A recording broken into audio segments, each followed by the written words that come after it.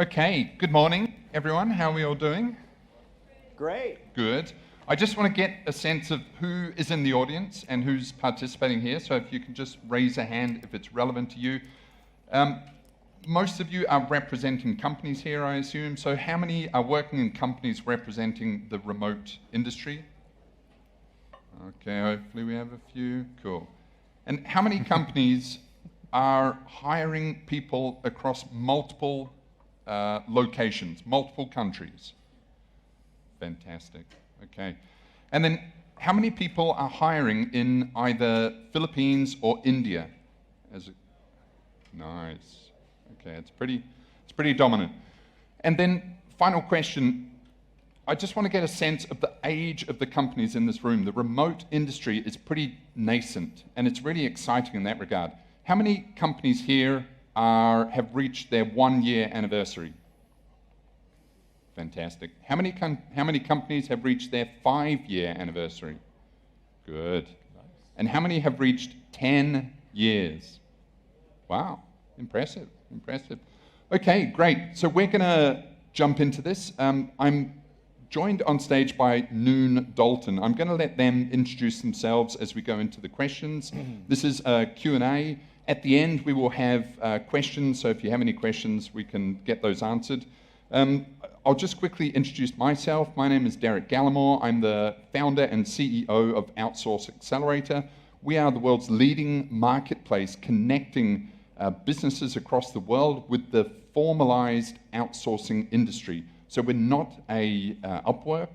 We actually connect businesses to professionalized outsourcing firms, such as Noon Dalton here.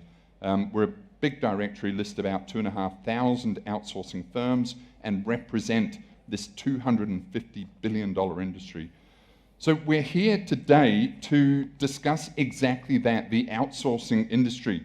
The name of this is called Outsourcing and BPO, the genesis of remote work, and an insider's view on the evolution and future of this industry.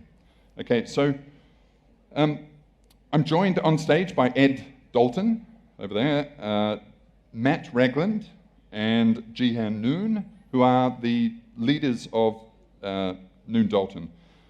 So first of all, I want to start, anyone can take this, but effectively, outsourcing is a really big umbrella term, and I think it can sometimes be a little bit ambiguous as to exactly what outsourcing is and how it connects to remote and global employment.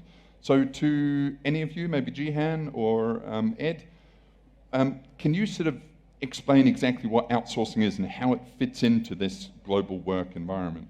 Yeah, so when Ed and I, in 2009, started the company, we were considered pretty much the OGs of remote work. We started with a BlackBerry and Skype. And for those of you that remember, Skype did not have screen sharing. They pretty much, you called and you hoped it worked, and it worked occasionally. And we were trying to, in essence, we were our own first client. So we had an event company in New York. We needed back office operations done. I used to work at Deloitte for 10 years doing outsourcing for investment banks, and figured we can do this for larger organizations. There's not a lot of people focused on smaller organizations. So we went in, tried it out with some suppliers, and it went as expected, not well.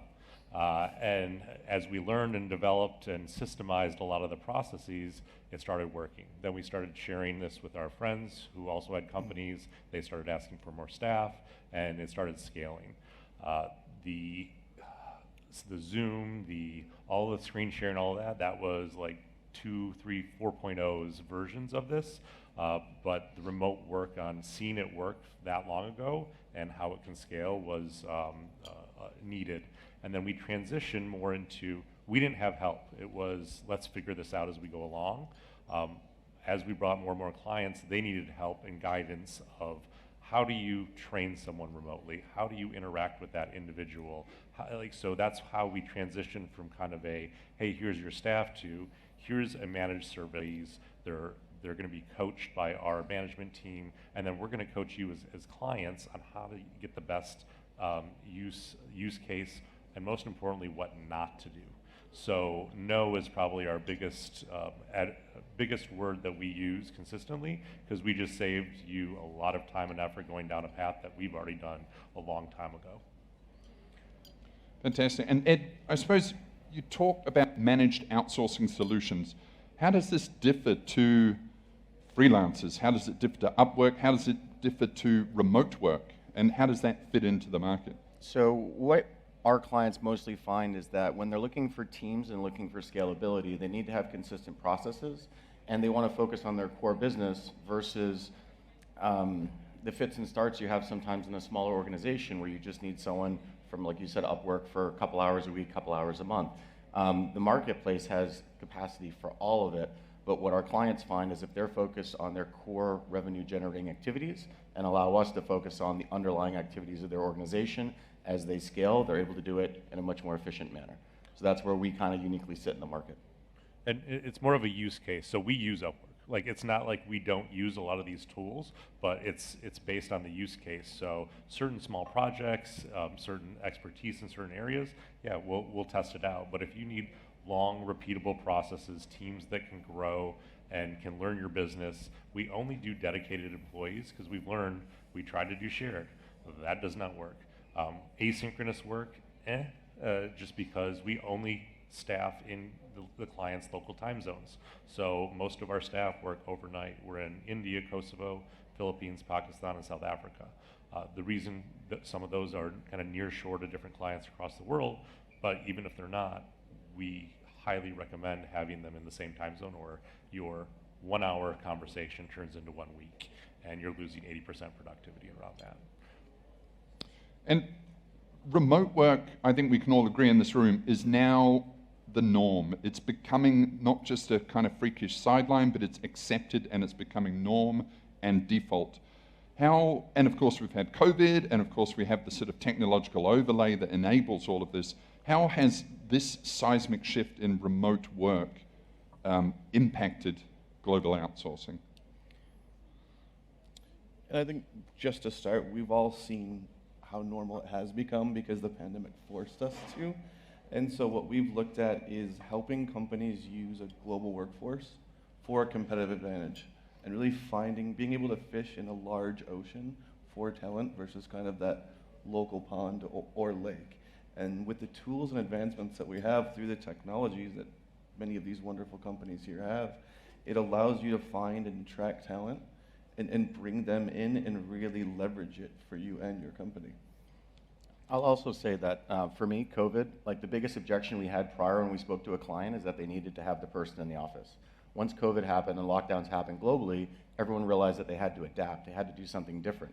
So I think it honestly fast forward the whole industry by 5, maybe 10 years, which has been great. It's creating more ability of things like this, where people can work remotely anywhere in the world, whereas in the past, it may have been considered not good or something you didn't want to do. And I think that gives a lot more opportunity for people globally. The other thing I'd add is trust. So with remote work, everybody's experienced this, is are they really doing their work?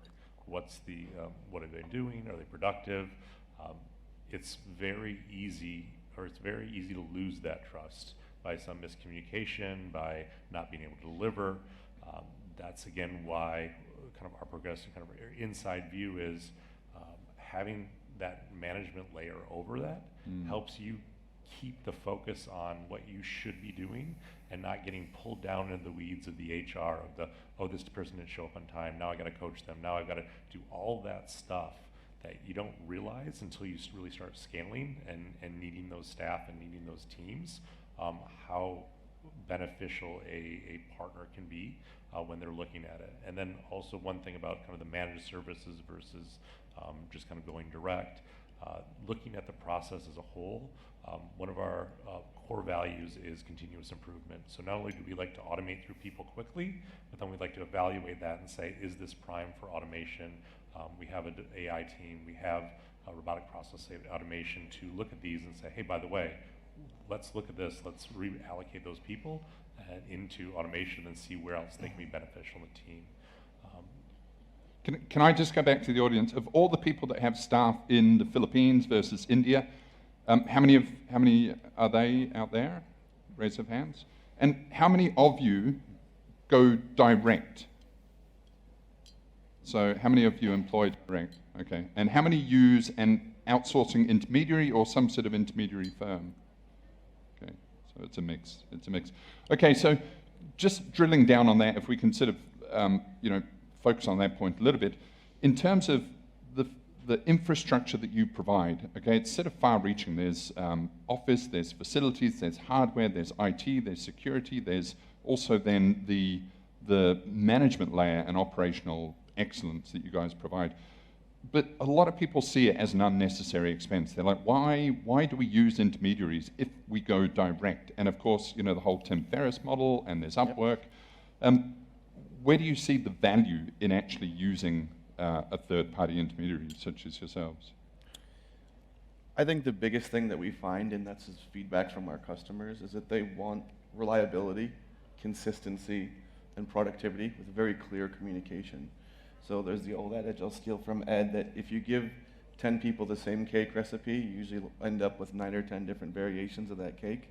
And so having dedicated staff, having management, and having a very clear, concise partner who's working aligned with your goals really helps us move that needle for the client. And there's, in essence, there's not necessarily a secret sauce of doing it yourself, but you are in essence becoming a BPO. You are now running a division, you're now dealing with the government, and there's lots of tools that have advanced that, but at the same time, it's what is your core business? We have kind of a litmus test that says, what takes you less to train than less than a day, a week, or a month, and how much volume of work is that taking up your staff's time? If that isn't, that's not your core activities. If you can train someone less than 30 days to do that, you probably should reevaluate what your local staff or your high resource cost staff is doing, because that's what strip that away as fast as possible. Mm. I think the other aspect is when I was younger, I changed my own tires and I did my own taxes. And now at this point in my life, I pay people to do that because they're experts at doing it, and it gets done better, faster, and my taxes are manageable. With a company like us, for the right type of client, it makes a lot of sense because they can focus on their core activities, like I said before.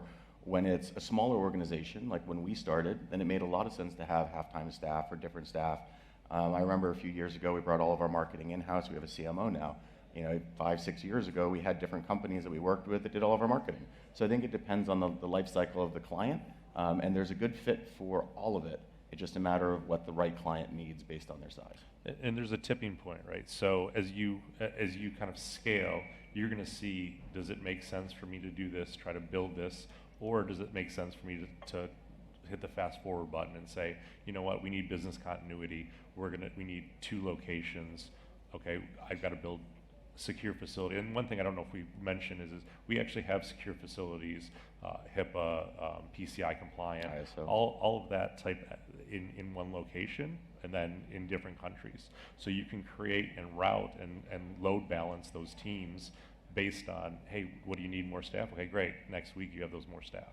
If you're gonna do it yourself, yes, you can, but it's just time. How much time do you wanna spend? How much focus do you wanna take away from what really moves the needle? And that's really what we've found is our most value is, I know, and we have a client that said he built locations in each location that we are with his own teams. He now has 98% of his workforce back with us. He goes, it's just easier for me to have you guys do it for me than me to deal with all the cultural things, especially. For instance, we have business training in certain countries that yes does not mean yes. And we have that as business languages. If you don't think you can do it, you must say no, or else we will get to the end of the project and why did you say yes? Also, how do you do feedback? It's that coaching along the way to make sure things go as planned. Listen, there's gonna be mistakes, there's gonna be as you scale, but it's just minimizing those things, because we're not like, oh, we're the perfect solution. There really isn't any, especially if you've already experienced yourself. You know how easy or hard it is to do, but it's when you have someone else on your team making sure that that's their primary focus, that really is what hits that accelerate button. Yeah, on that point, I think people vastly underestimate the complexity of building offshore teams and getting them to work efficiently.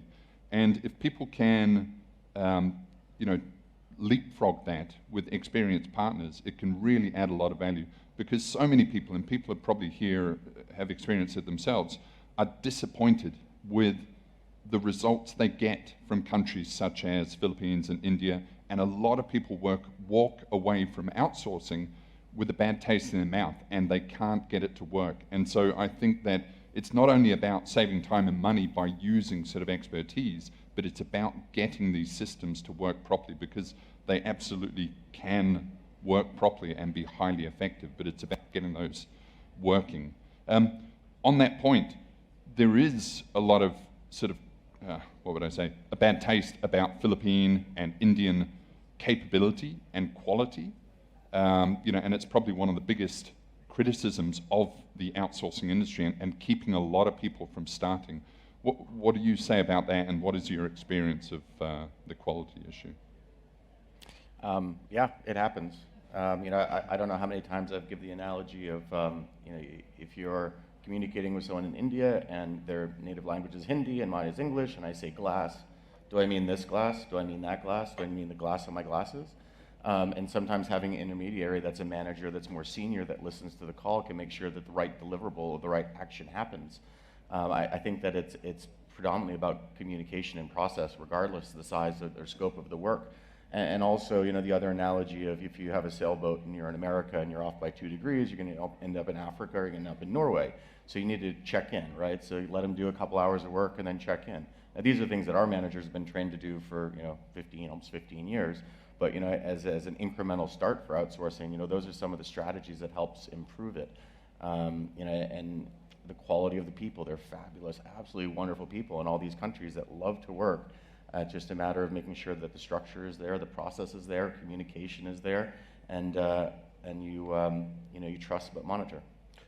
And there's a lot of times there's an offset between expectations and direction. So what I mean about that is, hey, you just give a really high-end problem, can you please go solve it? A lot of times the skill set's not there to be able to accomplish that. And even if you did someone onshore as well, it'd be the same typical results. So a lot of people have these unrealistic expectations of taking somebody that's pretty junior and giving them really advanced tasks. And that's where you can go in and dissect, what do you really want? Okay, if you want steps 1 through 25, great, but maybe 1 through 10 we can do solidly. Maybe the next steps need to go back up to someone more strategic and then come down where it's not like, hey, you can do the whole job, but you can do portions of it. And the main thing is moving the ball forward. So making sure you're optimizing your team structure, doing the same activities that they're paid for correctly, and have the right amount of time and bandwidth to be able to do. There was a project last year we were asked to do. I was asked through a friend of mine, and instead of following the natural process that we're supposed to as the organization, as an owner, I just shot a message off to someone, hey, work on this, da-da-da-da. 2 weeks later, it comes back and it's all wrong and it was supposed to be delivered. And I'm just so frustrated myself, because I know we set this process to make sure it works for our clients, but then yet I didn't follow the process and got a bad deliverable, and I know it's my fault. So, you know, those things happen, and it's again, following the process and having a clear, defined output that you're looking for, and measuring it along the way. And also, no matter where you're at within the company or the ethos of your company, being able to have kind of a strategic blueprint for outsourcing on what you're doing is extremely helpful in doing that and following the process. Yeah, process creates freedom. Yeah, yeah. It is about building processes that enable people to succeed and thrive, isn't it? As opposed to just throwing things at the wall. Which again, you know, having sort of people on hand to help with building that is invaluable, really. Thanks to Tim Ferriss as well, who I think was one of the sort of progenitors of all of this movement. He kind of limited the expectation of the Philippines to VAs and, you know, virtual assistants. And some people think, I live in the Philippines. I've been living in the Philippines for 9 years now, and I can tell you it is not just a country of VAs. You know, there is everything there. There's MBAs, there's doctors, there's any kind of sort of professional. What, you know, we were having a chat last night at dinner, right? One of the gentlemen was saying he was hiring MBA level people doing financial reporting. And I know within your organization that there's people that are writing at a very, very high level and creating amazing content. I definitely agree that if you spend the time and look, you'll find people The challenge will be that you're not going to get a CPA, as an example, that's going to work overnights, alongside the same hours as the U.S., but they're more than happy to work during the day. So I think there's a tremendous amount of capability out of the Philippines and India that may not be as known about. And I'd like to add, how we started the company was, here's in essence VAs, and what that's transposed into is the clients want different things for different needs. So as we scaled, it's okay, what is the team really like? What is the pain points you're really trying to accomplish in development? Okay, what level developer do you need?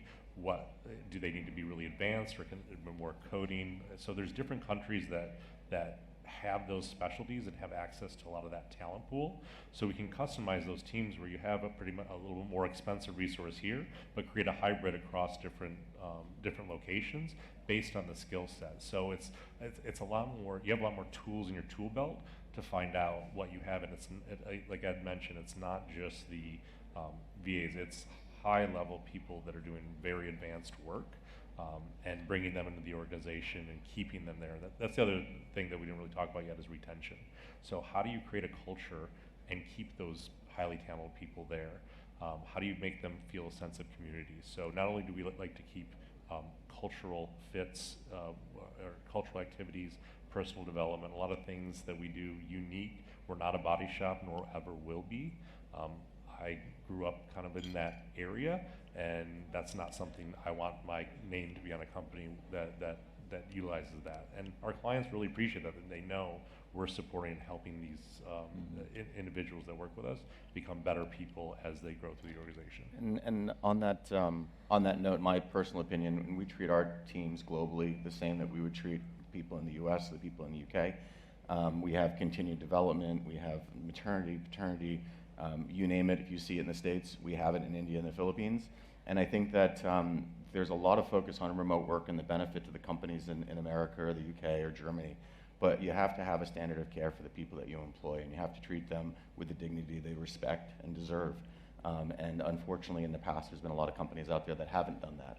So it's very prideful of me. I'm very proud of the fact that of our almost 40 managers in India, all of them promoted from within besides one. The sales team that we haven't had turnover, but one in the last 6 years, 7 years. So that's just a testament in my mind that we're treating the people that work with us with empathy and caring and continued development. And I think that's what a business should do, regardless of whether it's in the States and in the Philippines and Germany. And then culture too is we try to integrate our teams with the local companies as much as possible, where they're having pizza parties with them, they're having their check-ins, they're doing as much as humanly possible to make them feel like it's not like a black box where here you go, we don't care what's happening. Our best clients are the ones that integrate them as much as humanly possible.